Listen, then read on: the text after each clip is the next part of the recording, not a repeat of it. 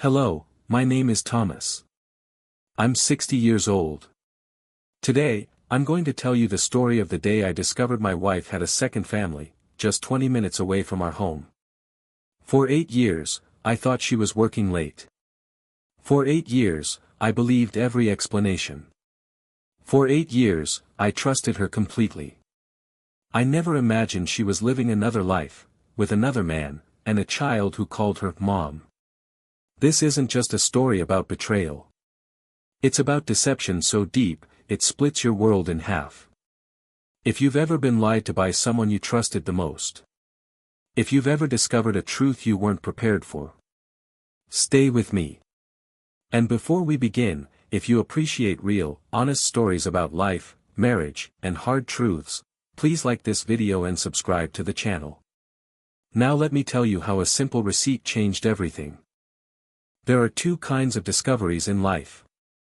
The loud ones, the ones that explode. And the quiet ones, the ones that slip into your hand like a folded piece of paper and change everything without making a sound. Mine started with a receipt. My name is Thomas. I'm 60 years old. I've been married to the same woman for 32 years. Or at least, I thought I had. That afternoon was ordinary. Almost painfully ordinary. Margaret had gone to the grocery store. I was at the kitchen table sorting through mail, bills, insurance notices, the usual stack of envelopes that pile up when you don't look at them for a few days. I've never been the obsessive type.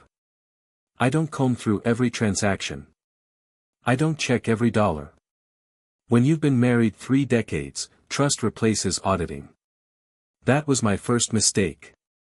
I was opening a bank statement when a small white slip fell out of the folded pages. It wasn't ours. Different logo. Different store. Not the chain we usually shop at.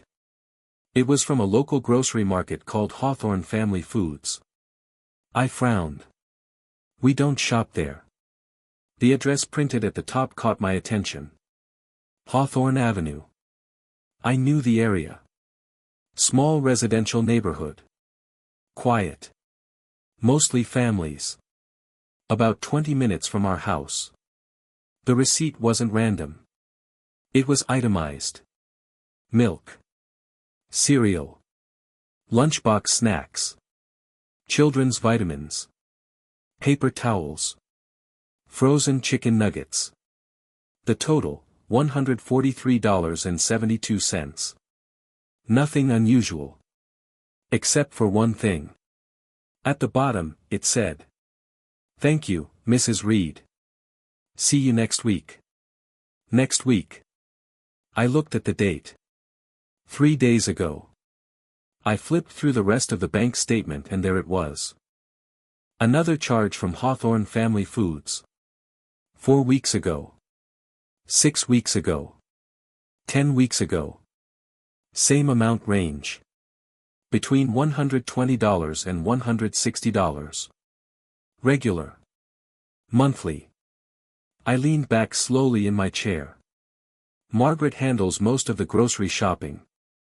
Always has. But she's methodical. We go to the same 2 stores. We use the same loyalty cards. She complains if the bread brand changes. Hawthorne. Never once mentioned. Maybe she stopped there once. Maybe it was on the way home from something. Maybe I was overthinking. But something about the receipt felt, lived in. Like it wasn't a one-time purchase. I waited until she got home. She came in through the garage door around 4 p.m., keys jingling, humming softly to herself. Same as always. "How was your day?" she asked, placing her purse on the counter. "Fine," I said casually. She walked to the fridge, started unloading groceries. From our usual store. I picked up the small receipt from the table. "Hey," I said, keeping my tone neutral.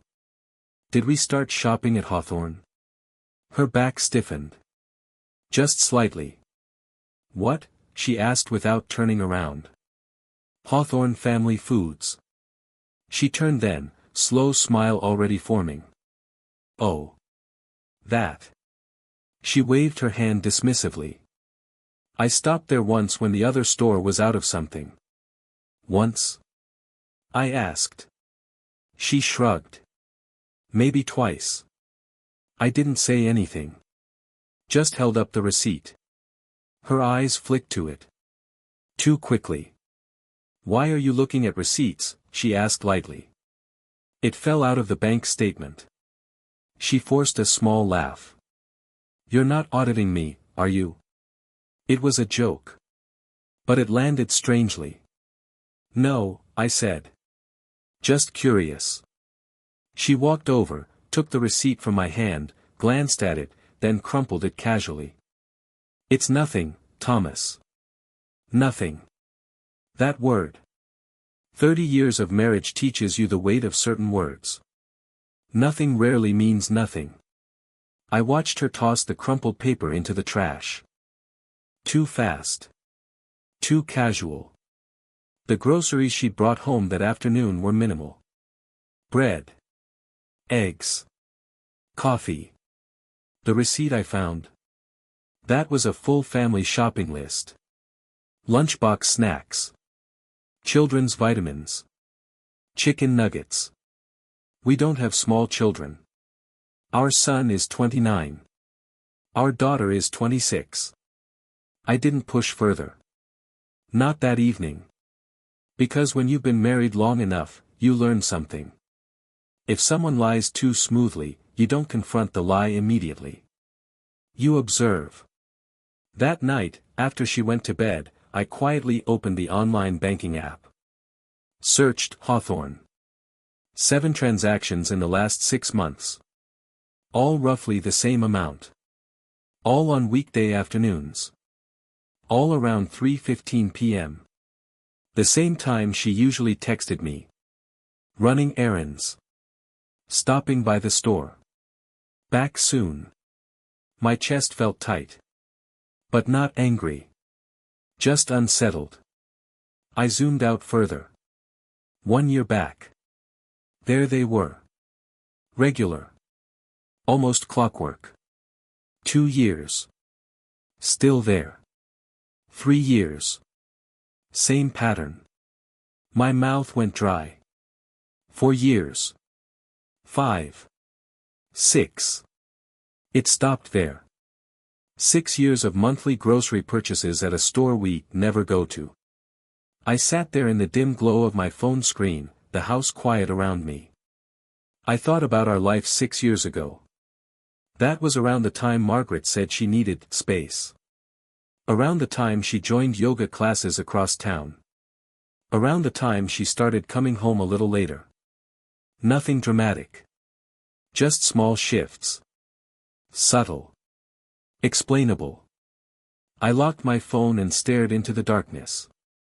Maybe she was buying groceries for someone. A friend. A neighbor. Charity. But 6 years. Every month. Consistently. That's not charity. That's responsibility. The next morning, she left at 2:45 p.m. Yoga, she said, grabbing her keys. I waited 5 minutes. Then I grabbed mine. I told myself I wasn't accusing. I wasn't paranoid. I was just clarifying. The drive to Hawthorne Avenue took exactly 19 minutes. Tree-lined streets. Quiet homes. Children's bicycles on lawns. I parked 2 houses down from the grocery store. And I waited. At 3:12 p.m., her car pulled into the parking lot. She stepped out. Confident. Comfortable. Like she belonged there. She didn't look around nervously. Didn't scan the area. She walked in like it was routine. Because it was. 20 minutes later, she came out with 2 full grocery bags. More than what she brought home yesterday. She loaded them into her trunk. Then she did something I wasn't prepared for. She didn't drive toward our house. She turned left. Into the residential streets behind the store. I hesitated. Then followed. Slowly. Carefully. She drove 3 blocks down. Turned right. Then pulled into the driveway of a small beige house with white shutters. Not fancy. Not run down. Normal. A child's scooter lay near the front steps. There were chalk drawings on the sidewalk. She stepped out of the car. Picked up the grocery bags. And before she reached the door, it opened. A small boy ran out. Maybe 6. Maybe 7.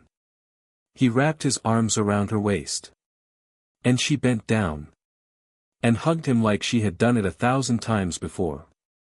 I felt something in my chest collapse. The front door opened wider. And a man stepped out. Mid-40s. Casual clothes. Comfortable stance. He smiled at her. Not surprised to see her. Not curious. Familiar. The boy looked up at her and said something I couldn't hear. But I saw his lips clearly. Mom. The world doesn't always explode when it breaks. Sometimes it just goes silent. I sat there in my car, engine running, staring at my wife standing in another driveway. Holding groceries. With a child calling her mother. And a man standing beside her like this was home. I didn't move. I didn't breathe. I just watched. Because in that moment, I knew one thing. The receipt wasn't a mistake. And whatever life I thought I understood was about to change completely. I don't remember driving home. I remember my hands on the steering wheel. I remember the sound of my own breathing. But the road between Hawthorne Avenue and my house feels like a missing scene in a movie. When I pulled into our driveway, the house looked the same as it always had. The same porch light. The same trimmed hedges. The same American flag by the garage. Nothing about it suggested that my wife had just been standing in another driveway, holding another child, being called Mom. I sat in the car for a full minute before turning off the engine. 6 years. That's what the bank records showed. 6 years of grocery receipts. 6 years of yoga. 6 years of running errands. I walked inside quietly. The house felt colder. Not physically. But structurally. Like something invisible had shifted in the foundation. Her car wasn't in the driveway yet. She was still there. Still inside that house. I walked into the kitchen and opened the trash can. The crumpled receipt from the day before was still on top. I smoothed it out on the counter. Milk. Cereal. Chicken nuggets. Lunchbox snacks. Children's vitamins. A normal grocery list. For a family with a young child. I leaned against the counter and closed my eyes. Maybe I misunderstood. Maybe she was helping someone. Maybe the boy wasn't calling her mom. Maybe I saw what I feared. But then I remembered the way she bent down. The way she hugged him. Not polite. Not distant. Instinctive. That's not how you hug someone else's child. That's how you hug your own. I heard the garage door open around 5:10 p.m. I didn't move. She came in carrying 2 grocery bags. From our regular store. Like nothing was different. Hey, she called out. You home? I'm here, I answered evenly. She walked into the kitchen, setting the bags down on the counter. How was your afternoon? She asked. Normal tone. Relaxed. Like she hadn't just lived another life 2 hours earlier. Quiet, I said. She started unpacking the groceries. Eggs. Bread. Coffee. The small, safe list. I watched her hands. Steady. No tremor. No hesitation. How was yoga? I asked casually. She smiled faintly. Good. Tiring. I held her gaze. Busy? Always, she replied lightly. Always. I nodded slowly. And after? She paused just half a second too long. I stopped at the store, she said. Why? Which one? She frowned slightly. What do you mean? Which store? She turned back to the counter. The usual one. I didn't speak. Just watched her. Silence is uncomfortable when someone is lying. She kept unpacking. Didn't look at me. You didn't stop at Hawthorne today? I asked quietly. Her hand froze on the bread bag. Just for a second. Then she continued moving. No. I felt something inside me harden. I saw you, I said calmly. That made her turn. Excuse me. I saw you on Hawthorne Avenue. Her face went still. Completely still. The way a poker player freezes when the wrong card is played. I don't know what you're talking about, she said slowly. I walked closer. You parked in front of a beige house with white shutters. She didn't blink. I think you're confused. Confused. There it was. The beginning of the shift. You went inside, I continued. A little boy ran out to meet you. She laughed. Not naturally. Sharp. You followed me. That was her defense. Not denial. Accusation. You didn't answer the question, I said. Her eyes hardened. You're imagining things. Imagining. Another brick in the wall.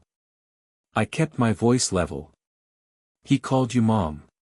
Her expression changed. Not guilt. Not panic. Calculation. That's insane, she said quietly. Is it? Yes. Her breathing had changed now. Slightly faster. You followed me across town and created a story in your head, she said. Thomas, that's not healthy. Healthy. Now it was about me. You're tired, she continued. You've been stressed lately. I felt a strange calm settle over me. Because now I understood something clearly. This wasn't shock for her. It wasn't fear. It was management. She wasn't reacting. She was redirecting.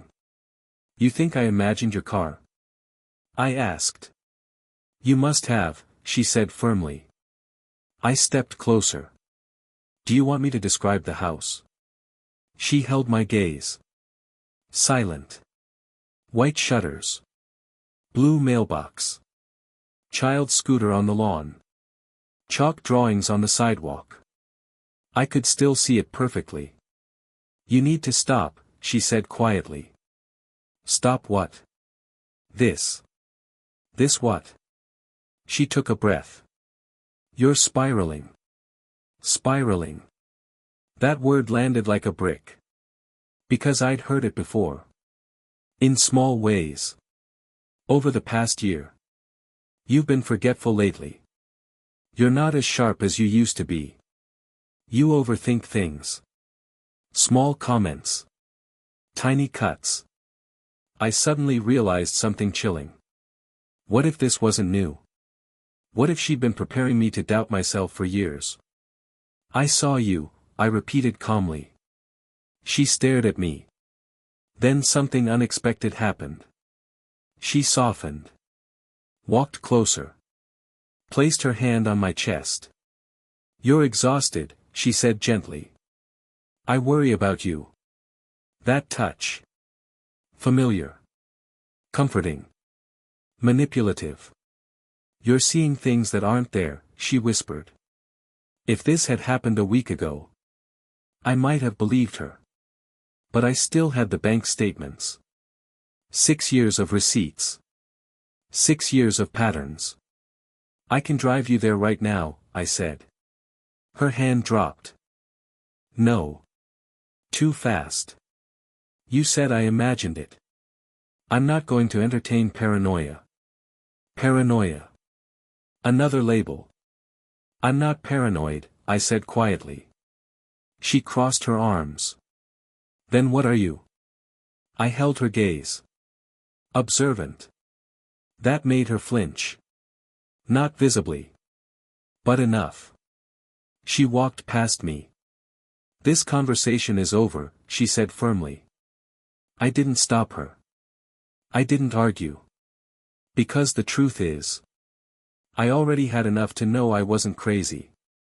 And if she was willing to look me in the eye and deny something I had just witnessed with my own eyes, then this was deeper than an affair. This was construction. A built narrative. A version of me that doubted reality. That night, she slept beside me like nothing had happened. Breathing steady. Calm. I lay awake staring at the ceiling. Replaying the image of that boy. The way he ran to her. The way he hugged her. The way she looked at him. That wasn't an accident. That wasn't charity. That wasn't a favor. That was attachment. Real attachment. Around 2 a.m., I turned slowly and looked at her in the darkness. Who are you? I thought. And how long has this been happening? But the question that wouldn't leave my mind wasn't about the other man. Or even the house. It was about the boy. Because something about him felt familiar. And the more I thought about it, the more one terrifying possibility began to take shape. What if the child calling her mom was connected to me? I didn't sleep at all that night. Because for the first time since I found that receipt, the betrayal stopped being abstract and started becoming personal. There's a moment when suspicion turns into fear. Not fear of being alone. Not fear of losing someone. Fear of the answer. I woke up the next morning with one thought pressing against my skull like a weight. Go back. Not to confront her. Not to accuse. Just to see. Because memory can play tricks on you, but instinct doesn't. And my instinct told me there was something about that boy I hadn't fully processed. Margaret left the house at 2:47 p.m. Yoga, she said again. Same tone. Same calmness. She kissed my cheek before walking out. I didn't react. I waited 5 minutes. Then I followed. This time I parked farther down the street. Not in front of the grocery store. But closer to the house. The beige house. White shutters. Blue mailbox. The chalk drawings were still on the sidewalk. I parked behind a tree line across the street. Close enough to see. Far enough not to be obvious. At 3:18 p.m., her car pulled into the driveway. The door opened almost immediately. The boy ran out again. This time I studied him. Really studied him. Brown hair. Light eyes. Narrow shoulders. He laughed as she picked him up, and when he tilted his head back, my breath caught. The jawline. It wasn't identical. But it was familiar. He stepped back and looked up at her, talking quickly. I couldn't hear him. But I watched the way he moved his hands. Expressive. Restless. The way I used to be when I was young. The man stepped out behind them again. Casual. Comfortable.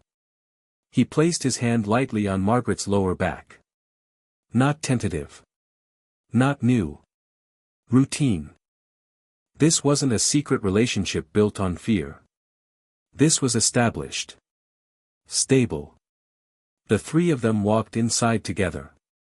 And the door closed. I sat there gripping the steering wheel so tightly my knuckles turned white. 6 years of grocery receipts. 6 years of yoga. 6 years of this. The boy looked about 7. Maybe 8. I did the math in my head. 7 years ago. Margaret told me she had a miscarriage. The hospital room flashed in my mind instantly. Her tears. Her shaking hands. The way she buried her face in my chest. "We lost the baby," she whispered. I remember holding her. I remember telling her we'd try again. But we never did. She said she couldn't handle the pain twice. And I respected that. I didn't push. I grieved quietly. 7 years ago. The boy looked 7. My chest tightened so violently I had to force myself to breathe. No. That was too far. Too dramatic. Too insane. But the mind doesn't invent patterns like that without reason. I stayed in the car for almost an hour. Watching nothing. Just staring at the closed door. When she finally came out around 5:06 p.m., she wasn't rushed. She kissed the boy's forehead. The man stood beside them. The boy hugged her tightly. Not like someone saying goodbye for a week. Like someone saying goodbye until tomorrow. She got in her car and drove away. I waited until she turned the corner before starting mine. On the drive home, one thought repeated over and over. If that child is connected to me. If that miscarriage wasn't real. Then this isn't just an affair. This is theft. Of time. Of truth. Of blood. When I got home, I didn't confront her. Not yet. You don't accuse someone of something like that without certainty. Certainty requires proof. That night, after she fell asleep, I went into my office and opened the old filing cabinet. Medical records. Insurance claims. Hospital bills. I found the folder labeled 2019, pregnancy. Inside were documents from the clinic. Doctor visits. Ultrasound appointments. Then the hospital admission form. Date. Time. Room number. Procedure, complication management. I scanned it carefully. There was no discharge summary attached. No death certificate. No official record of fetal loss documentation. Just billing statements. That's not how hospitals operate. Not for miscarriages that far along. There are always records. Detailed ones. I leaned back in my chair. The room felt too small. Too tight. I picked up my phone and searched the clinic's online portal. Our old login still worked. I entered her patient ID. The pregnancy record stopped abruptly at 18 weeks. No final documentation. No formal entry of loss. Just silence. My heart was pounding now. Not from anger. From dread. The kind of dread that comes when something impossible starts to feel possible. The next morning, I made a quiet call. Not to a lawyer. Not yet. To the hospital's records department. I'm requesting full medical documentation from a 2019 admission, I said calmly. They asked for verification. I provided it. It may take a few days, the woman on the phone said. That's fine, I replied. 3 days. I could wait 3 days. That afternoon, I didn't follow her. Instead, I sat at the kitchen table when she came home. Watched her. Studied her. She was making dinner when I asked casually. Do you ever think about the baby? Her hand paused on the knife. What baby? She asked softly. The one we lost. She turned slowly. Her face arranged into sadness instantly. The performance was seamless. Why would you bring that up? She whispered. I was just thinking about it. She shook her head. I don't like revisiting pain. Pain. I stood up slowly. How far along were you? I asked. Thomas. How far? Her jaw tightened. 18 weeks. Are you sure? She stared at me. Yes. And what was the exact diagnosis? Her eyes narrowed. Why are you interrogating me? I'm asking.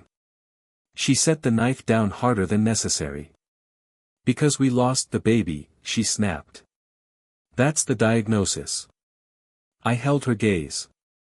She didn't blink. Didn't falter. But I noticed something small. Her breathing had changed. Just slightly. You never saw the body, she added quietly. The body. That word felt clinical. Calculated. No, I said slowly. I didn't. They took care of everything. Everything. That's what she'd said back then too. They took care of everything. I nodded. Of course. Then I left the kitchen. Not angry. Not loud. Just thinking. Because if that boy was 7. If the pregnancy record stopped without formal closure. If she had 6 years of grocery receipts in another neighborhood. Then the pattern wasn't coincidence. It was architecture. And if I was right.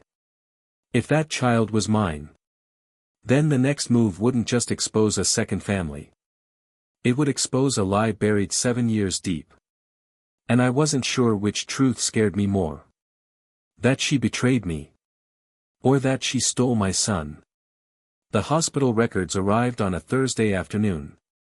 Not by email. By mail. A thick envelope with a return address from St. Matthew's Medical Center. I held it in my hands for a long time before opening it. Because once you open something like that, there's no going back to uncertainty.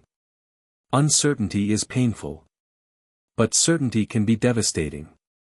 I sat at the kitchen table. Margaret was out. Yoga. I slid my finger under the flap and pulled the documents out slowly. Page 1, Admission Record. Page 2, Ultrasound Notes. Page 3, Lab Results. Page 4, Discharge Summary. I froze. There it was. Discharge Summary. But it didn't say fetal loss. It didn't say miscarriage. It said, patient transferred to private care facility at request. Transferred. At request. My mouth went dry. I kept reading. Pregnancy viable at time of transfer. Viable. At time of transfer. I felt the air leave my lungs. Viable. The baby was alive. The baby was healthy. She wasn't discharged because we lost the child. She was transferred. To a private facility. Why would someone transfer during a miscarriage? You don't. Unless it wasn't a miscarriage. Unless it was something else entirely. My hand started shaking now. Not violently. Just enough to feel it. I flipped through the rest of the records. There was a name of the private facility listed.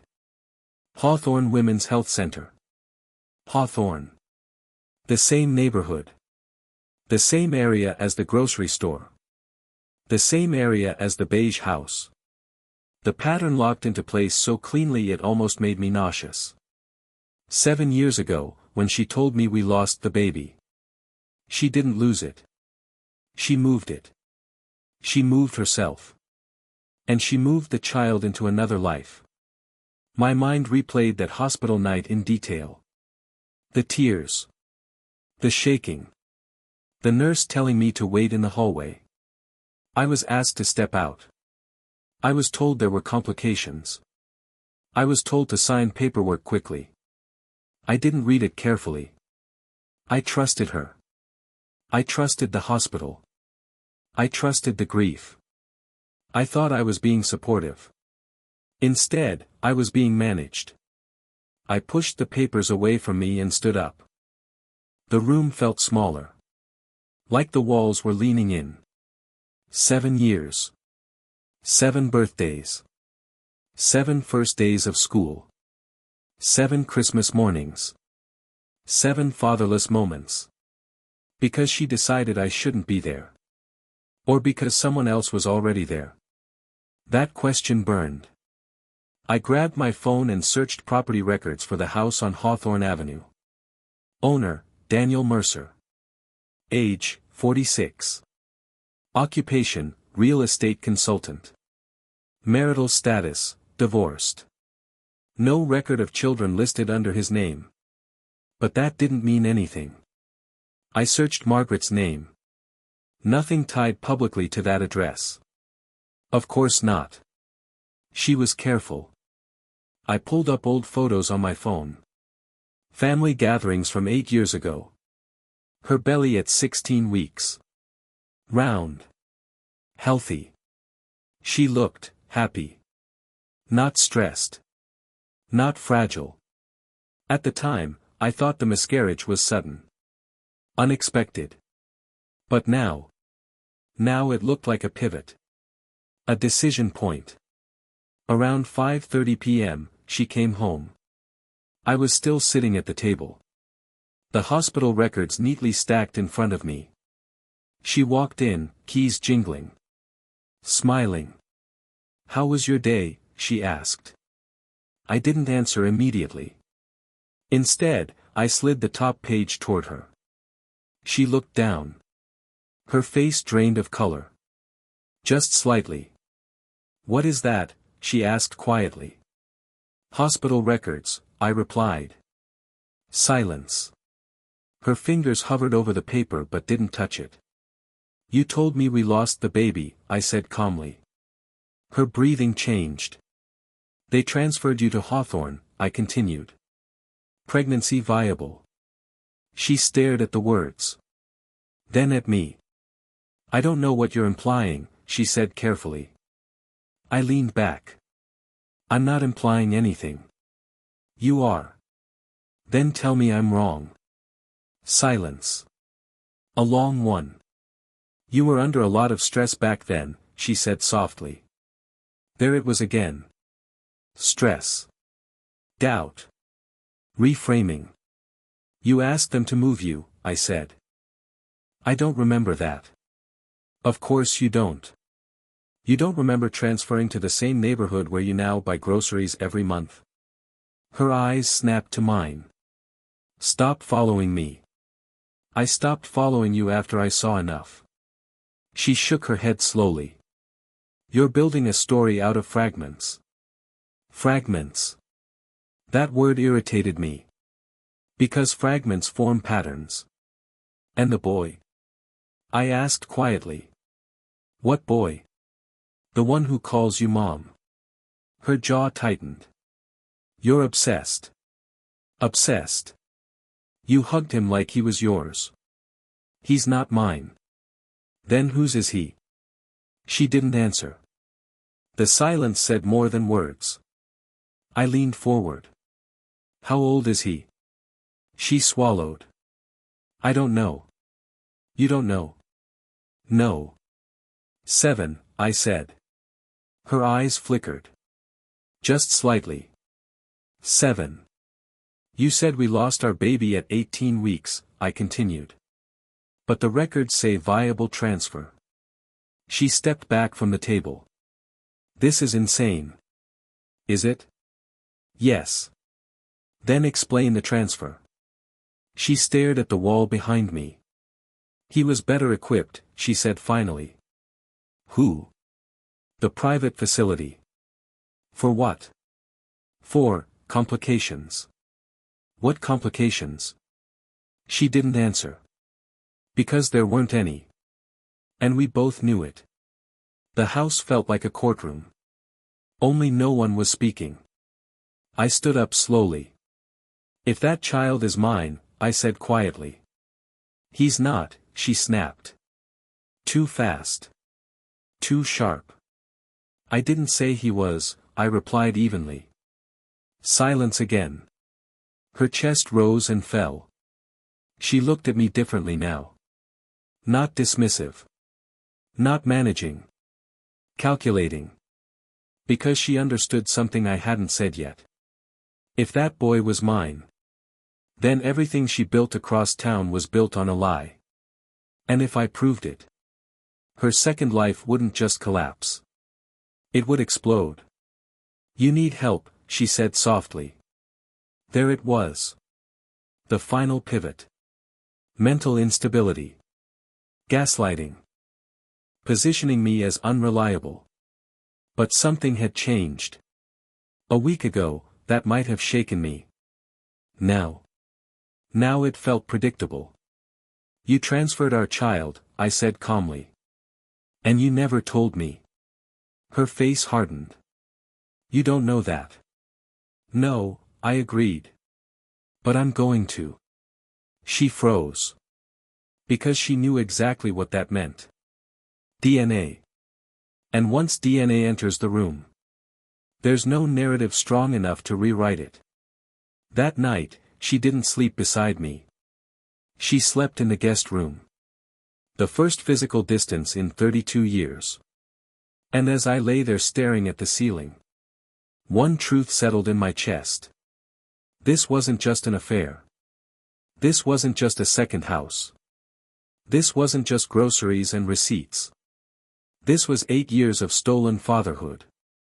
And I was about to find out whether that boy across town carried my blood. When you're about to confirm something that can destroy your life, you move carefully. Not dramatically. Not emotionally. Carefully. For 3 days, I didn't confront her again. I didn't mention Hawthorne. I didn't mention the hospital records. I didn't mention the boy. Instead, I observed. Margaret moved differently now. Subtly tense. More guarded with her phone. Less casual about leaving the house. She knew I was closer to something. She just didn't know how close. On the 4th afternoon, I drove to Hawthorne again. Not to the grocery store. Not to the house. To the small park 2 blocks down. I'd noticed it the last time, a modest playground, a swing set, a bench under a maple tree. At 3:40 p.m., her car pulled up. This time, she didn't go inside the house. She walked with the boy toward the park. The man wasn't with them. Just her and the child. I stayed in my car at first. Watched them sit on the bench. She unpacked snacks from a small bag. He talked animatedly, swinging his legs. She listened the way she used to listen to our son when he was little. Full attention. Soft eyes. I felt something tear inside me. Because that wasn't an affair. That was motherhood. Real, present motherhood. And I wasn't part of it. After a few minutes, I got out of the car. Not directly toward them. I walked the outer path of the park slowly. Heart steady. Face neutral. The boy ran toward the swings. Margaret followed, laughing lightly. That laugh. I hadn't heard that laugh in years. Not with me. The boy climbed up the swing awkwardly. She pushed him gently. Higher. Higher. He looked back at her and shouted something. She smiled and said, "Careful." Same tone she used with our daughter when she learned to ride a bike. I stood near the bench under the maple tree. Close enough to see his face clearly now. The curve of his cheek. The slight crease above his eyebrow when he concentrated. I had that same crease. When he jumped off the swing, he ran past me. Didn't notice me. Kids rarely do. A gust of wind lifted his hair slightly. Brown. Like mine used to be before it turned gray. He tripped near the bench. Fell. Stood up quickly. Brushed himself off. Margaret rushed over instantly. "You okay?" she asked. He nodded. She bent down and kissed the top of his head. And in that moment, something inside me stopped resisting the truth. This wasn't random. This wasn't charity. This wasn't coincidence. This was 8 years of hidden life. They stayed at the park for about 20 minutes. Then she said something and pointed toward the house. He ran ahead. She walked behind him. And as they passed the bench under the maple tree, he dropped something. A baseball cap. It landed right beside where I was standing. Margaret didn't notice. She was looking at her phone. The boy kept running. I bent down slowly. Picked up the cap. Inside, woven into the fabric, a few strands of hair. It's strange how calm you can feel when making a life-altering decision. There was no trembling. No shaking. Just clarity. I looked toward the house. They had already gone inside. The door closed. I held the cap in my hands for a moment. Then I set it neatly on the bench. But not before carefully pulling one strand of hair loose. It came away easily. I folded it gently into a tissue. Slipped it into my pocket. And walked back to my car. On the drive home, I didn't feel rage. I didn't feel jealousy. I felt inevitability. DNA doesn't lie. Narratives do. People do. But biology doesn't. That night, Margaret barely spoke to me. She kept glancing at me like she was trying to read something on my face. I gave her nothing. No accusations. No hints. Just quiet. The next morning, I drove to a private lab in the next county. Not one of the flashy online kits. A certified lab. Confidential. Legal admissibility. The technician behind the desk asked calmly. Relationship to the minor? Potential father, I said evenly. She nodded. You'll need your own sample as well. I gave it. Hair sample submitted. Swab completed. Payment processed. Results in 5 to 7 business days. 5 to 7 days. That's all that stood between suspicion and certainty. On the drive home, I replayed the hospital room in my mind again. The way Margaret cried. The way she told me the baby didn't survive. The way I held her. The way I grieved something that may have never died. If she gave birth at Hawthorne. If she transferred to that private facility and never told me. Then that boy didn't just lose a father. He was kept from one. And that's not betrayal. That's theft. By day 3, Margaret was visibly restless. She asked where I'd been twice. She checked my phone when I left it on the table. Subtle. But different. She knew something had shifted. On the 5th day, my phone buzzed at 10:12 a.m. Email from the lab. Subject line. Confidential results available. My hand felt heavier than usual as I opened it. PDF attachment. I stared at the screen for a long time before clicking. Once you open it, you can't unread it. Once you know, you can't unknow. I clicked. The document loaded slowly. Names redacted for privacy. Sample A, alleged father. Sample B, minor child. I scrolled down. Percentage of shared markers. 99.8%. Probability of paternity. Extremely high. My vision blurred for a second. I blinked. Looked again. 99.8%. He wasn't just similar. He wasn't just possibly mine. He was mine. For 7 years. My son had been living 20 minutes away. Calling another man dad. While I grieved a child who was never gone. I sat there in silence. No tears. No shouting. Just stillness. Because something deeper than anger had taken its place. Resolve. Margaret came home at 4:50 p.m. She stepped into the kitchen like always. How was your day? She asked. I looked at her. Really looked at her.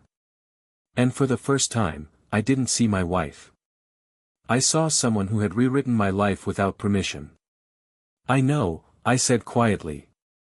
Her hand froze mid-motion. Know what? She asked carefully.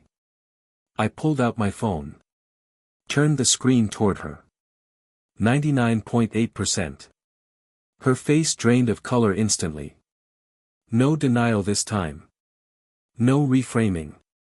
No accusations of paranoia. Just silence. And in that silence, everything changed. For a long time, she didn't move.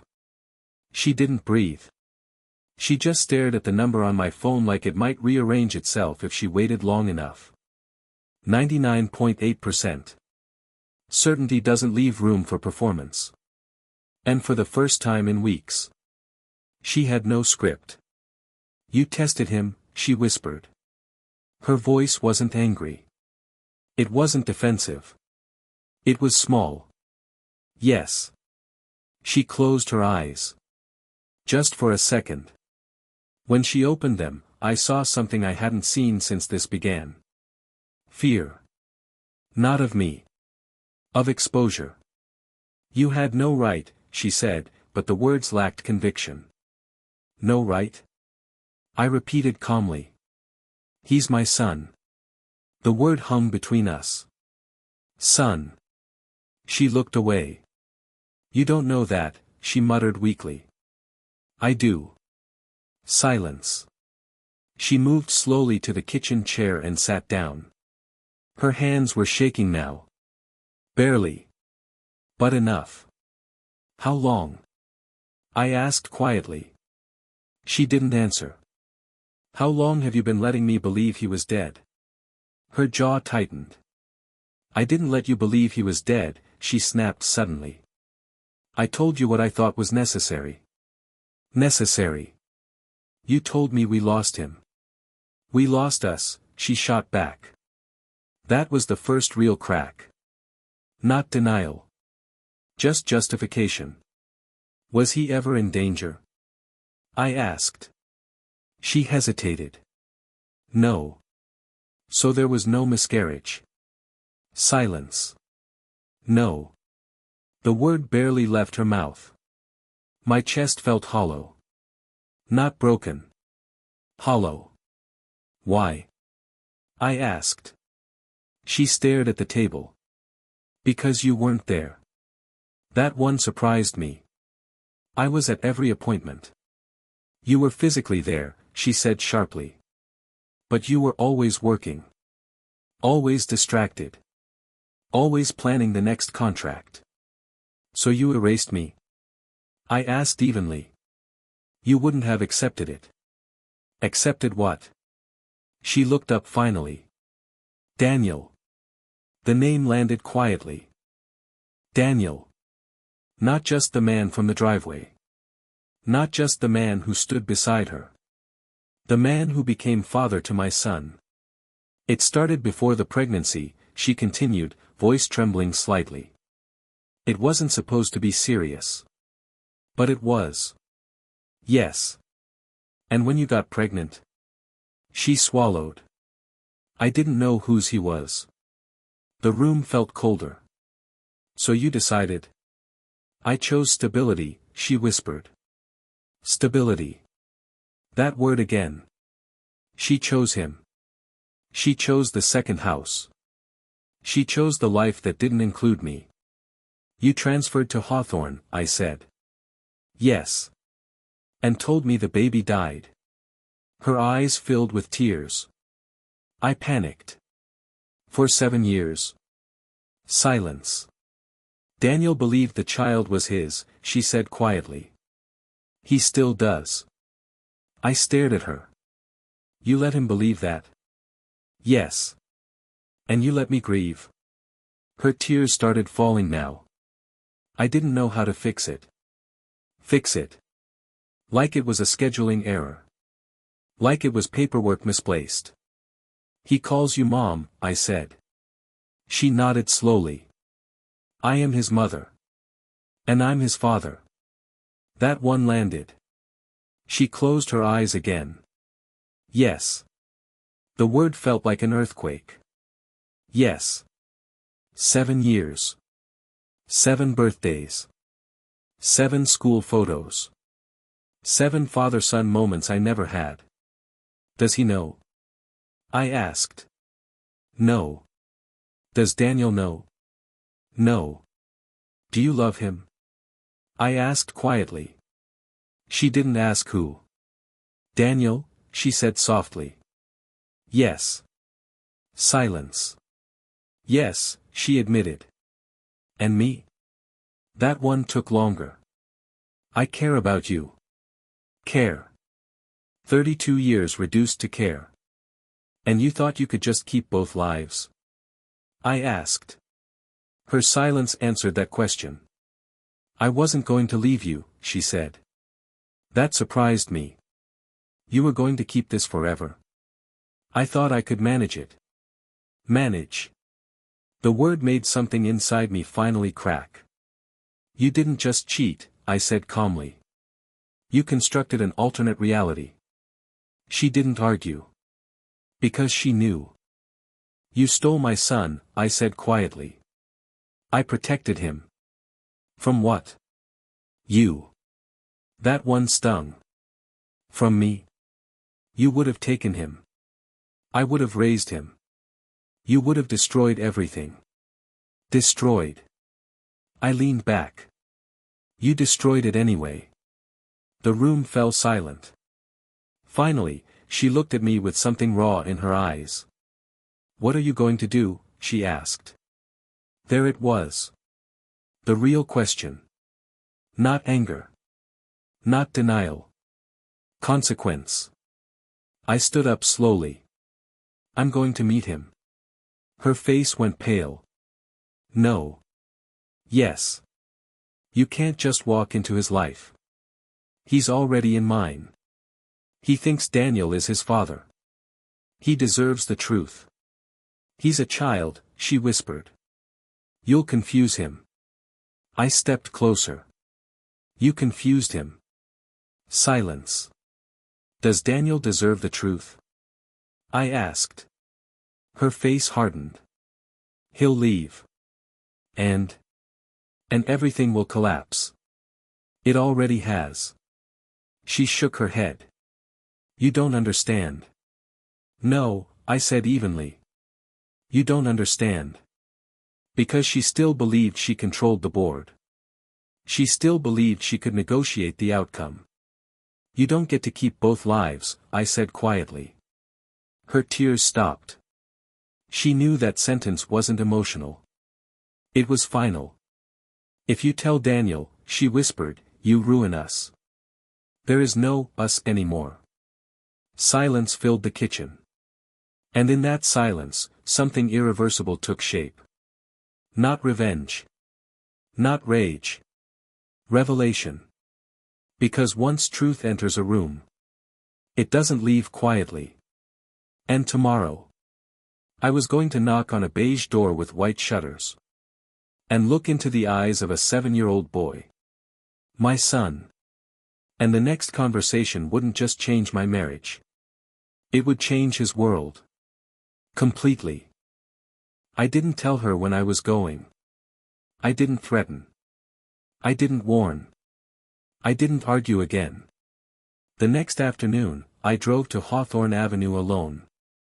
No hesitation this time. No hiding behind trees. No watching from a distance. I parked directly in front of the beige house. White shutters. Blue mailbox. Chalk fading slightly on the sidewalk. My heart wasn't racing. It was steady. When something becomes inevitable, fear fades. I walked up the driveway slowly. The scooter was still near the steps. I knocked. 3 firm taps. I heard footsteps inside. The door opened. Daniel stood there. Up close, he looked younger than I remembered. Confident. Comfortable. Until he recognized me. His expression shifted instantly. Recognition. Then confusion. Then something else. Thomas, he said slowly. So he knew exactly who I was. I think we need to talk, I said calmly. He glanced over his shoulder. Margaret isn't here. I know. Silence stretched between us. About what? He asked. About the boy. His jaw tightened. I don't think that's appropriate. It's necessary. He studied my face carefully. Probably looking for anger. For instability. For volatility. He didn't find it. After a long pause, he stepped aside. Come in. The house smelled like laundry detergent and dinner cooking. Normal. Family normal. There were framed photos on the wall. And there he was. The boy. Smiling in school pictures. At the beach. On a bicycle. With Daniel. Daniel's arm around his shoulder. I felt something twist in my chest. His name is Noah, Daniel said quietly. Noah. My son had a name. One I never knew. He's upstairs, Daniel added. Playing. I nodded. Good. We sat at the kitchen table. The same kind of table Margaret and I had shared for decades. You shouldn't be here, Daniel said evenly. I agree. Silence. What do you want? He asked. I pulled out my phone. Opened the PDF. Turned it toward him. He frowned. What is this? DNA results. He stared at the numbers. Didn't understand at first. Then he did. His face drained of color. That's not possible, he whispered. It is. He shook his head slowly. No. Yes. He's my son. I held his gaze. No. The word hung heavy in the room. You're lying, he said. I'm not. He stood up suddenly.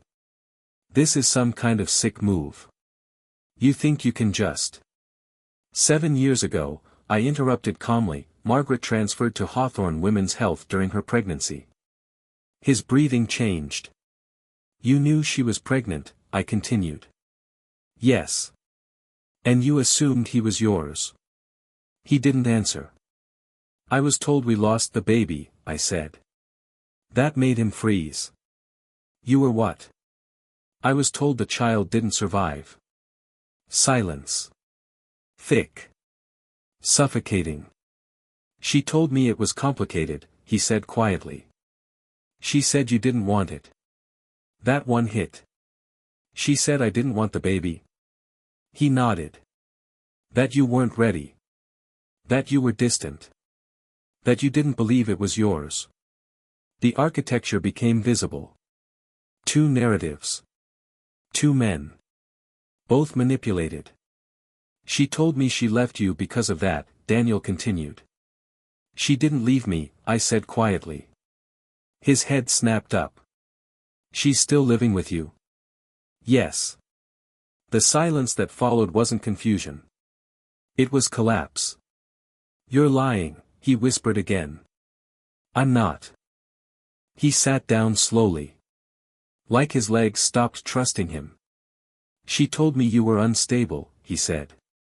I almost laughed. She told me I imagined you, I replied. We stared at each other. 2 men sitting in the ruins of the same lie. She said you were dangerous, he added quietly. She said I was paranoid. We both understood at the same time. She hadn't just built 2 families. She had built 2 separate realities. And positioned us as the villain in each one. Footsteps sounded upstairs. Light. Small.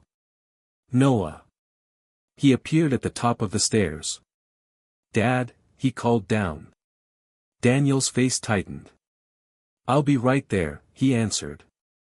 Noah came down halfway. Then he saw me. He paused. Curious. Not afraid. Just observing. He had my eyes. That hit me harder than the DNA result. Who's that? He asked. Daniel hesitated. His throat moved but no words came. I stood slowly. My name is Thomas, I said gently. Noah looked at me. Studied me. Like kids do when they're trying to place someone. Do I know you? He asked. My chest tightened. Not yet, I replied softly. Daniel looked like he might collapse. Noah, go upstairs for a minute, he said carefully. But. Please. Noah looked between us. Then turned and walked back upstairs. When the sound of his door closing echoed faintly, Daniel buried his face in his hands. How long have you known? He asked hoarsely. A week. And you came here alone? Yes. Why? Because I didn't come to fight. Because I didn't come to threaten. Because I didn't come to destroy him. I came because he deserves truth, I said. Daniel looked up slowly. And what do you think truth will do to him? He asked. I didn't answer immediately. Because I knew. Truth doesn't gently introduce itself. It tears. But lies rot. And rot spreads. She told me you abandoned her, Daniel said quietly. She told me she lost the baby, I replied. His eyes filled slightly. She told me she was alone. She told me I imagined you. Silence again. Long. Heavy. Does she know you're here? He asked. No. He nodded slowly. She will lose everything, he whispered. Yes. And you? I already did. We both sat there. Two fathers. One biological. One believing. Both victims of the same woman's decision. Are you going to take him? Daniel asked finally. The question wasn't aggressive. It was terrified. I looked toward the stairs. Toward the room where my son was playing. No, I said honestly. Daniel blinked. What? I'm not here to steal him. Then why are you here? I took a slow breath. Because he deserves to know who he is. Silence. And so do you. Daniel leaned back in his chair. He looked older now. Suddenly. Does Margaret know you have proof? He asked. Yes. He exhaled slowly. She's going to panic. I know. And when she panics, he continued. She lies, I finished. He nodded. And in that moment, something shifted between us. Not alliance. Not friendship. Understanding. Because the real confrontation wasn't between us. It was coming. And it wasn't going to be quiet. Because once Noah learns the truth, there will be no second family. No first family. Just fallout. And Margaret is about to realize she never controlled this story at all. Daniel didn't speak for a long time after that. He just sat there, elbows on his knees, staring at the floor like it might open up and swallow him. I need to see the full report, he said finally. I handed him my phone. He read every line slowly. Every percentage. Every marker comparison. When he finished, he didn't argue. He didn't accuse me of fabricating it. He just nodded once. That explains it, he muttered. Explains what? I asked. He looked up at me. She never wanted to do a paternity test when he was born. My chest tightened. You asked? Yes. And? She said it would complicate custody issues with you. Custody. She had pre-built the narrative that I would fight. That I would take. That I would destroy. She told me you didn't want children, Daniel added quietly. I felt something twist inside me. She told me she miscarried, I said. We both sat there, absorbing the symmetry of it. Two men. Two opposite stories. One architect. Upstairs, a floorboard creaked. Noah. Daniel looked toward the stairs. "What do we do?" he asked. It wasn't a challenge. It was a genuine question. "We don't shock him," I said carefully. "He's 7. I know." Daniel rubbed his face. "He thinks I'm his father." "You've raised him," I replied. "That doesn't change biology." "No." Silence settled again. "I don't want to take you away from him," I said finally. Daniel's eyes snapped up. "You don't?" "No." He looked confused. "You just found out he's yours?" "Yes." "And you're not furious?" "I am." "At me?" "No." He exhaled slowly. "Good," he muttered.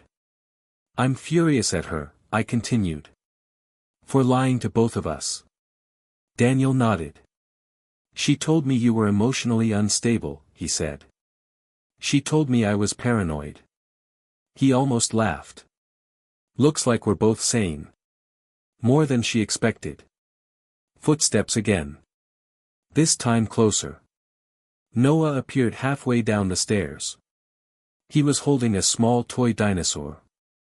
"Dad," he said cautiously. Daniel looked at me.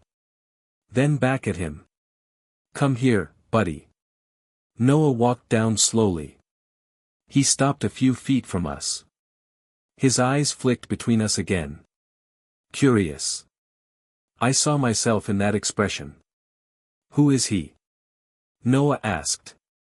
Daniel hesitated. I stepped in gently.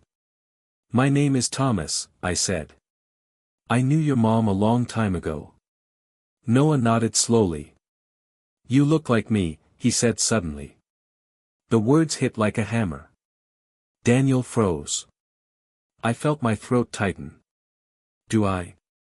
I asked softly. "Yeah," he said casually. "You have the same eyes. Kids see patterns faster than adults." Daniel swallowed hard. "Go upstairs for a minute, okay?" he said gently. "But. Please." Noah looked uncertain. Then he nodded and went back up. The sound of his bedroom door closing echoed again. Daniel stared at the stairs. "He's going to figure it out," he whispered. "Yes. And when he does? It needs to come from us," I said. Daniel looked at me carefully. "You mean together?" "Yes." He leaned back slowly. "I don't hate you," he said. "I don't hate you either." "I thought you'd storm in here," he admitted. So did she. We both understood that. Margaret expected chaos. Anger. Threats.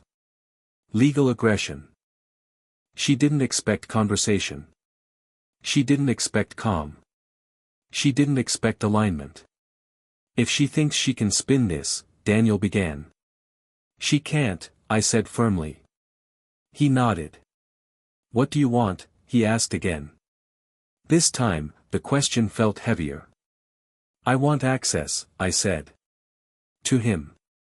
Daniel looked down. "You already have it biologically. I want to build it emotionally." That answer seemed to surprise him. "You're not trying to replace me," he said slowly. "No." Silence. Then he asked the question neither of us wanted to ask. "What if he chooses you?" I didn't answer immediately. Because that possibility existed. Kids are drawn to truth instinctively. But they're also drawn to familiarity. "I won't force him," I said. Daniel nodded slowly. "Margaret's going to fight this," he said. "I know. She'll say you manipulated me." "She already has." He exhaled. "She's good at that." "Yes." "And if she tries to keep him away?" "She can't," I replied evenly. "Legally?" "Yes." He studied me. "You've thought this through." "I've had 7 years to catch up." That one hurt both of us. Daniel stood up and walked to the window. He stared out at the yard. "I loved her," he said quietly. So did I. I still do, he admitted. I didn't respond. Because love doesn't disappear just because truth arrives. It complicates. It fractures. But it lingers. She's going to lose both of us, he said after a moment. Yes. And that boy. He didn't finish. We protect him, I said firmly. Daniel nodded. Together. That word shifted something in the room. Not alliance. Not friendship. But shared responsibility. Because the real victim in this wasn't either of us. It was Noah. And upstairs, he was playing with dinosaurs. Completely unaware that his world was about to split open. Daniel turned back to me. You should go, he said quietly. Before she gets here. Will you tell her? I asked. He hesitated. Yes. I nodded. She'll call me. Yes. And when she does. There will be no more denial. No more reframing. No more gaslighting. Because now it wasn't just me who knew. It was him. And once two men compare stories, the architect loses control. I walked toward the door. Before stepping outside, I paused. Thank you, I said. For what? For listening. He nodded once. I stepped into the driveway. The late afternoon sun hit my face. And for the first time since finding that receipt, I didn't feel alone. Because the lie had cracks now. Visible ones. And Margaret? She was about to realize that managing one man is easy. Managing two who know the truth. Impossible. My phone buzzed before I even reached my car. Her name on the screen. And something in her tone. When I answered. Told me she already knew. And she was panicking. I let the phone ring twice before answering. Not to play games. Just to breathe. When I picked up, I didn't say hello. What did you do? Margaret's voice came sharp, strained. I told the truth, I replied evenly. You went to him, she said. Not a question. Yes. You had no right. That sentence is getting old. I could hear her pacing. I knew that sound. Hardwood floor, short steps, fast breathing. You've destabilized everything, she snapped. Do you understand what you've done? Yes. You blindsided him. You blindsided me 7 years ago. Silence. Not denial. Just anger. He called me, she said. He's confused. He's emotional. You manipulated him. I showed him DNA. You think numbers equal context, she fired back. They equal truth. You don't know the full story. Then tell it. Another silence. The kind that tells you there is no better version waiting behind the curtain. You're going to traumatize Noah, she said finally, shifting tactics. He deserves clarity. He's a child. He's my child. Her breath hitched at that. He's Daniel's son, she insisted. Biologically, no. Biology isn't everything. I agree, I said calmly. Which is why I'm not taking him away. That caught her off guard. What? I'm not trying to replace Daniel. Silence. Then suspicion. What are you trying to do? Be present. You don't get to just walk into his life. You walked me out of it. She exhaled sharply. You were never supposed to find out. There it was. The sentence that collapses any illusion of moral justification. Was I ever going to? I asked. Silence. That's what I thought. She stopped pacing. I could hear the stillness on the other end. You're going to lose him, she said softly. Lose who? Daniel. That's not my decision. He won't stay. Then that's between you and him. You think this makes you noble? She asked bitterly. No. You think you're the victim. I am, I said calmly. So is he. And me? She demanded. You made choices. Her breathing grew uneven. I was scared, she whispered. Of what? Of losing both of you. So you lied to both of us instead. Silence. Because there was no argument against that. You had everything, I continued. A home. Stability. 2 men who cared about you. You weren't present, she snapped. I was building our life. You were building your business. For us. You weren't emotionally available. That doesn't justify erasing me. Silence again. You were distant when I got pregnant, she said. I was terrified, I replied quietly. She froze. You never said that. You never asked. The truth rarely fits into the narrative someone has already written. You let me grieve, I said. I grieved too, she whispered. But you didn't lose him. No, she said softly. I didn't.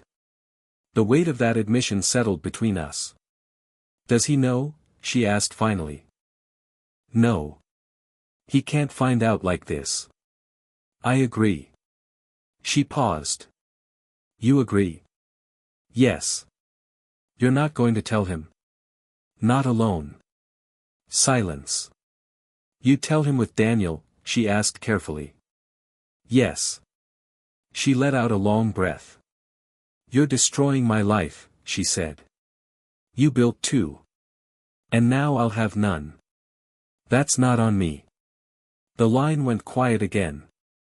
I imagined her standing in the kitchen across town. The second kitchen. Maybe looking at Noah's school backpack. Maybe realizing that for the first time in 8 years. She wasn't controlling the narrative. What do you want? She asked finally. The question had changed. It wasn't defensive. It wasn't aggressive. It was resigned. I want legal recognition, I said calmly. Her breath caught. You're filing. Yes. For custody. For paternity acknowledgement. That will trigger everything. I know. Daniel will leave. Maybe. You'll rip his father away from him. I won't. You can't promise that. I can promise I won't force it. Silence. You think Daniel will cooperate? She asked. He already is. That one hit. You've turned him against me. No, I replied evenly. You did that. The truth landed heavy. I didn't mean for this to spiral, she said quietly. You don't build 2 households accidentally. I thought I could manage it. I know. And now? Now you can't. The finality in my voice must have registered. Because when she spoke next, there was no performance left. Just fatigue. Are you going to divorce me? She asked softly. I didn't answer immediately. 32 years. Shared memories. Shared holidays. Shared history. And one enormous, unforgivable lie. Yes, I said finally. Her breath broke.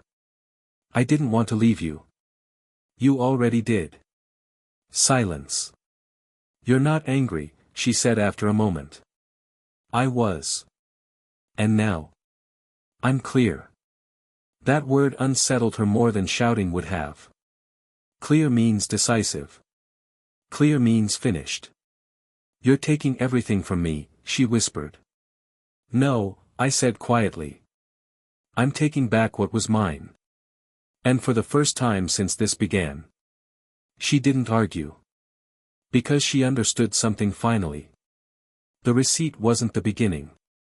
The DNA wasn't the climax. This was.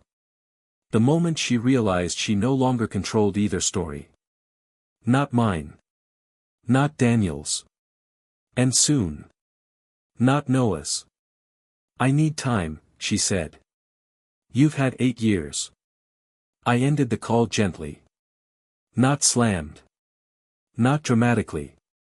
Just finished. I sat in my car outside the beige house for a long moment. The windows upstairs glowed softly. Inside that house was my son. Inside our house across town was my wife. And somewhere between those two addresses was the truth. And truth doesn't destroy families. Lies do. Tomorrow, we would decide how to tell Noah. And when that moment comes, it won't just change his life. It will define who I become as a father. Because being a father isn't about biology alone. It's about how you step into the moment when everything breaks. And I was about to step in.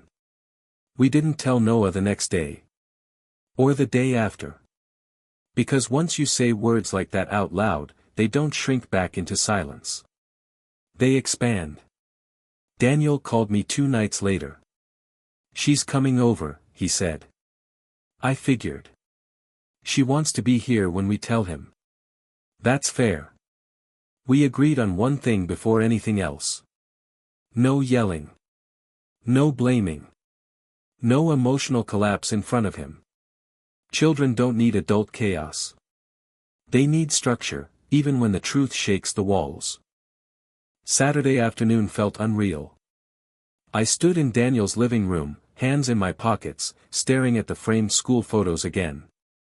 Noah in kindergarten. Noah missing his front tooth. Noah holding a soccer trophy. 7 years of life I had missed. Margaret arrived 10 minutes later. She didn't look like the woman who used to manage everything. She looked tired. Smaller. Is he upstairs? She asked quietly. Yes, Daniel replied. She glanced at me. We didn't speak. No performance left. No narrative to shape. Just consequence. Daniel called up the stairs gently. Noah, come down, buddy. We need to talk. I felt my pulse steady itself. This wasn't anger. This was gravity. Noah came down slowly, curious but not alarmed. He noticed immediately that something was different. All 3 of us standing there. Too still. What's going on? He asked. Daniel knelt first. That was important. Eye level. I need you to listen carefully, he said softly. Noah nodded. Margaret knelt beside him. I stayed standing for a moment, then slowly lowered myself to the couch so I wouldn't tower over him. You know how families can be complicated sometimes. Daniel began. Noah shrugged slightly. I guess. Margaret swallowed. When you were born, she said gently, there were some things I didn't explain very well. That was an understatement. Noah frowned slightly. Like what? Daniel glanced at me. It was time. I leaned forward slightly. Sometimes, I said carefully, 2 people can both love a child very much, but one of them might not know they're the father. Noah blinked. His brain trying to process language far bigger than his world. Daniel took a breath. Biology means, who you come from, he explained. And sometimes biology and parenting aren't the same thing. Noah looked confused now. Are you my dad? He asked Daniel. The question landed heavy. Daniel didn't hesitate. I will always be your dad, he said firmly. And that was the right answer. Noah looked relieved for half a second. Then his eyes shifted to me. Then who is he? Margaret's voice trembled slightly. Thomas is, your biological father. Silence. Pure, fragile silence. Noah stared at me. At my face. My eyes. He looked back at Daniel. Then at his mom. Then at me again. You mean, he said slowly, I have 2 dads. Daniel exhaled softly. In a way, he said. Noah frowned slightly. Why didn't I know? That question hurt more than anything else. Margaret's voice cracked. Because I made a mistake, she whispered. Noah looked at her. Is that why you're all weird? Daniel almost laughed through the tension. Yeah, he admitted. That's why. Noah looked back at me. Did you know about me? No, I said honestly. For how long? For 7 years. His eyes widened slightly. You didn't know I existed? No. He studied me again. Not angry. Not crying. Just thinking. You look like me, he said again. Yes, I replied softly. He walked closer. Close enough to stand right in front of me. He tilted his head slightly. Are you going to take me away? He asked quietly. That question broke something inside me. No, I said immediately. Never. Promise? I promise. He looked at Daniel. You're not going anywhere, right? Daniel shook his head firmly. Not unless you want me to. Noah seemed to settle slightly. He looked at his mom. Why didn't you tell me? Margaret's tears fell freely now. Because I was scared, she whispered. Of what? She couldn't answer. Because the real answer was selfishness. And you don't tell a 7-year-old that. Noah thought for a long moment. Then he asked the question none of us were prepared for. Do I have 2 birthdays now? Daniel laughed softly. No. Do I get 2 Christmases? I smiled despite everything. Maybe, I said gently. Noah looked between us again. Are you going to fight? He asked. No, Daniel and I said at the same time. That seemed to comfort him more than anything else. He nodded slowly. Okay. Okay. Children accept what adults complicate. Not because they understand it fully. But because they trust tone more than content. Can I go back upstairs now? He asked. Daniel nodded. Yes, buddy. Noah paused halfway up the stairs. He looked back at me. Are you going to come back? He asked. Yes, I said. He nodded once. Then disappeared into his room. The house fell silent again. Margaret was crying quietly. Daniel leaned back against the wall. And I felt something unexpected. Not victory. Not triumph. Relief. Because the hardest part wasn't exposing her. It wasn't confronting Daniel. It wasn't the DNA. It was this. The moment where truth enters a child's world without destroying it. Daniel looked at me. We'll figure out a schedule, he said quietly. Yes. Margaret wiped her face. I didn't think this would happen like this, she whispered. It didn't have to, I replied. She looked at me differently now. Not as someone she managed. Not as someone unstable. As someone steady. And that's what frightened her most. Are you divorcing me? She asked again. Yes. This time there was no hesitation. Daniel didn't react. He already understood. Margaret closed her eyes. Everything's over, she whispered. No, I said calmly. It's finally honest. She had built 2 families. Now there would be one complicated one. But it would be built on truth. And that changes everything. As I walked out of the beige house that evening. The air felt different. Not lighter.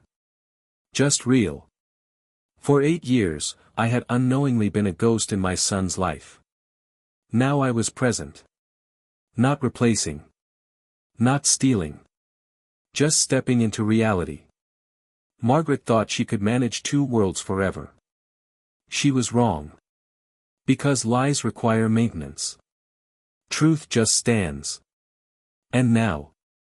It was standing in the middle of both houses. Unmovable. And permanent. The days after we told Noah were quieter than I expected. Not explosive. Not chaotic. Just heavy. Margaret stopped coming to Hawthorne every afternoon. Daniel told me that. She said it would confuse him, he explained over the phone. Or complicate her position, I replied. He didn't argue. Because we both understood that her control had collapsed. Noah, surprisingly, adjusted faster than any of us. The first time I came back to the house after the talk, he opened the door himself. You came, he said simply. I said I would. He studied my face again like he was still solving a puzzle. Mom says you like fishing, he said. I do. I've never been. Daniel glanced at me. A small nod. Permission. Would you like to? I asked. Noah shrugged, pretending not to care too much. Maybe. That was enough. We didn't force depth. We didn't force emotion. We started simple. Board games. Homework help. A short walk around the block. Children don't bond over declarations. They bond over presence. Margaret watched it happen in silence. She didn't stop it. But she didn't like it. I could see it. Every time Noah laughed at something I said. Every time he asked me a question instead of her. Not because she lost him. But because she lost exclusivity. Daniel handled it better than I expected. He didn't compete. He didn't overcompensate. He remained steady. And because of that, Noah didn't feel torn. One evening, after Noah went to bed, Daniel and I sat outside on the porch. She's asking for space, he said. From you? Yes. I nodded. She's panicking. She says you're dismantling her life. I'm correcting it. Daniel leaned back. She asked me if I'd testify that you're unstable. I looked at him. And I laughed. That surprised me. She still thinks she can reframe this, he continued. But the DNA's done. Yes. I won't lie for her. I know. He studied me for a moment. You're calmer than I would be. I already burned through the anger. He nodded. Are you really filing for divorce? Yes. And custody? I'm filing for legal paternity and shared custody. He exhaled slowly. She's going to fight that. She can't erase biology. No, he said. But she can delay. I wasn't naive about that. Courtrooms aren't about emotion. They're about documentation. And for the first time in 8 years, documentation was on my side. Margaret called me 2 nights later. Her voice wasn't sharp anymore. It was tired. You're moving too fast, she said. I'm moving appropriately. You don't need court. I do. Why? Because trust is gone. Silence. I never stopped loving you, she said quietly. I didn't respond immediately. Love without honesty isn't love, I said finally. She breathed out slowly. He's adjusting, she said. But he's asking questions. He should. He asked why I lied. And what did you say? That I was scared. Were you? Yes. Of losing him? Of losing control, she admitted softly. That was the most honest thing she'd said yet. You don't get control anymore, I replied. I know. And that's what this really is, isn't it? Silence confirmed it. 2 households meant she was central. Indispensable. Now. Daniel and I spoke directly. Schedules were discussed without her. Decisions were made without her narrative shaping them. She wasn't the bridge anymore. She was just part of the story. You've replaced me, she whispered. No, I said evenly. I've stepped into what was mine. A week later, the legal paperwork was filed. Petition for acknowledgement of paternity. Request for shared custody. Notification sent. She called immediately. You didn't warn me. You had 8 years. The hearing date was set for the following month. Daniel surprised me again. I'll testify, he said. For what? For stability. For shared custody. For what's best for him. I looked at him carefully. You don't have to. I know. Why are you? He stared out at the yard where Noah was kicking a soccer ball alone. Because this isn't about her, he said quietly. And it's not about me. He was right. It was about a boy who didn't ask for complicated adults. The first time Noah called me Dad happened accidentally. We were at the lake. Daniel had encouraged the fishing trip. Margaret stayed home. Noah caught his first fish. Small. Barely bigger than his hand. He turned, grinning wildly. Dad! Look! The word slipped out naturally. He froze after saying it. So did I. Daniel stood a few feet away. He didn't flinch. Noah looked at him nervously. Sorry, he said quickly. Daniel walked over calmly. You don't have to be sorry, he said gently. Noah looked confused. Daniel knelt down. You're allowed to love both of us. That moment sealed something. Not competition. Not replacement. Structure. And that's what children need. Margaret found out about the fishing trip. She didn't yell. She just sounded hollow. He called you that, she said. Yes. He's confused. No, I said. He's adapting. You're taking him. I'm sharing him. Silence. You think this makes you better than me? She asked quietly. No. Then what does it make you? I thought about that. Not vengeful. Not triumphant. Just present. It makes me his father, I said. And that was the difference. She built 2 families out of fear. We were building one complicated one out of truth. The court date approached. Margaret's composure grew thinner. Daniel's steadiness grew stronger. Noah's questions grew more thoughtful. And me? I wasn't fighting anymore. I wasn't reacting. I was stepping into something I should have had 7 years ago. Responsibility. Not just biological. Emotional. Consistent.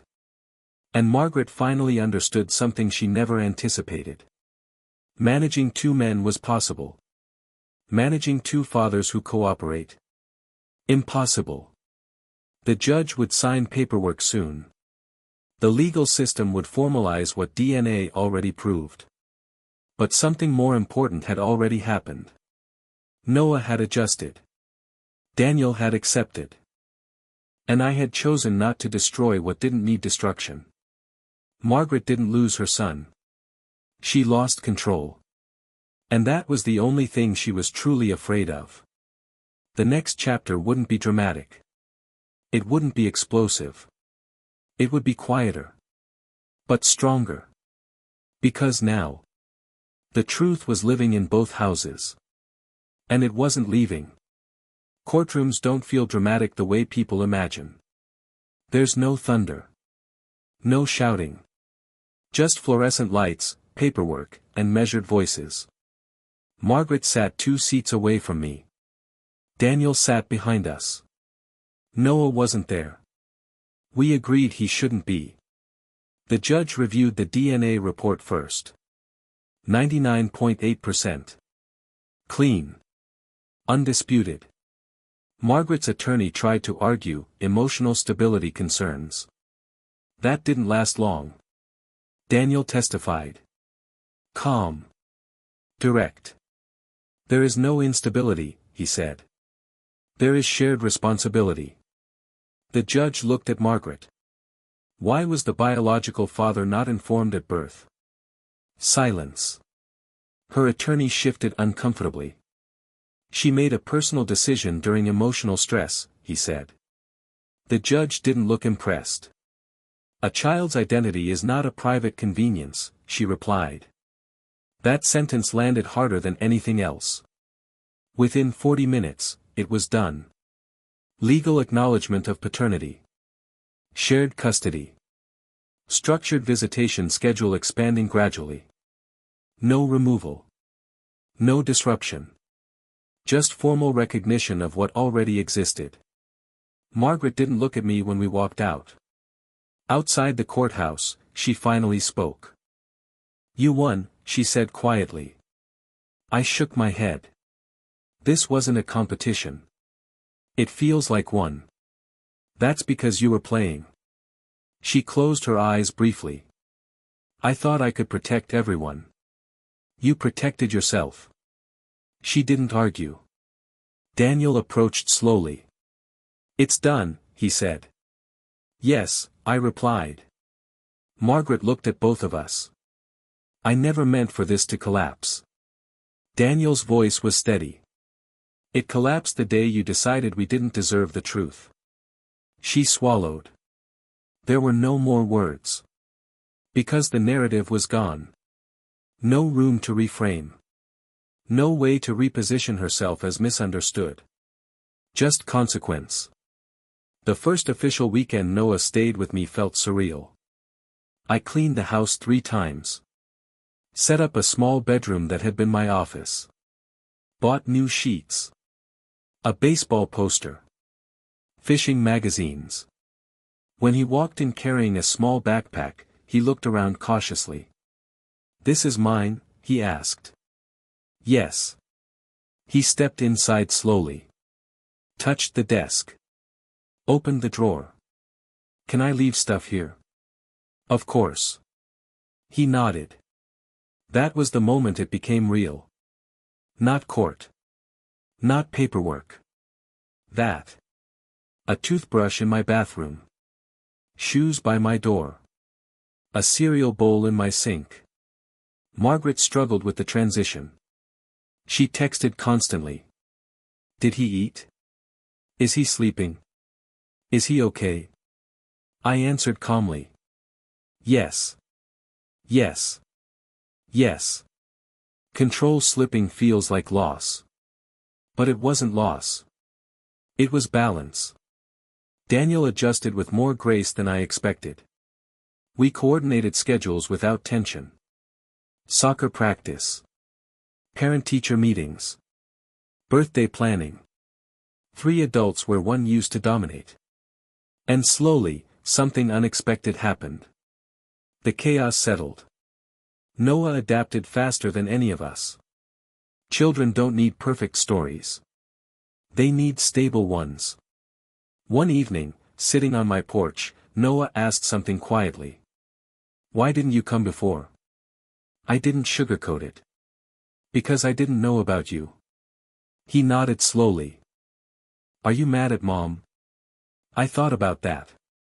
I admitted. Are you still? No. Why? Because anger burns energy. And I needed that energy for him. Because being your dad matters more than being angry, I said. He seemed satisfied with that. He leaned against me casually. Not forced. Not hesitant.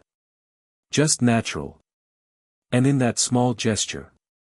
7 years of absence didn't disappear. But they stopped defining us. Months later, Margaret came by to pick Noah up. She stood in the doorway a little longer than necessary. You seem steady, she said quietly. I am. He talks about you a lot. That's good. She looked around the house. Not resentful. Just reflective. I thought I'd lose him completely, she admitted. You didn't. But I lost something. Yes. Control, she said softly. Yes. She nodded. I didn't realize how much I depended on that. I know. She looked at me carefully. You don't hate me. No. Why? Because hate ties you to someone. And I didn't want to be tied to her anymore. Because I moved on, I said simply. She nodded once. I wish I'd told you the truth. So do I. And that was the closest we came to closure. She didn't lose her son. She didn't lose her dignity in court. She didn't lose both men to rage. She lost the illusion that she could script everyone's role. She lost the power of secrecy. She lost the central position between two narratives. And maybe that was the only thing she ever truly valued. I didn't gain revenge. I didn't gain satisfaction. I gained something quieter. Presence. When Noah caught his second fish, he didn't hesitate. Dad, get the net. When he fell off his bike, he didn't choose between us. He looked at both of us. And that's when I understood something clearly. Family isn't destroyed by truth. It's rearranged by it. Margaret built a second family across town. But she didn't expect the two men inside that secret to choose cooperation over destruction. She didn't expect calm instead of chaos. She didn't expect patience instead of revenge. And she definitely didn't expect that the man she thought she could erase would become steady enough to rebuild something stronger. She had two families. Now there was one complicated, honest one. And as I watched my son run across the yard one evening, calling out to both of us without fear, I realized something simple. She didn't just lose control. She lost the story. Because the story now belongs to the truth. And the truth is finally mine.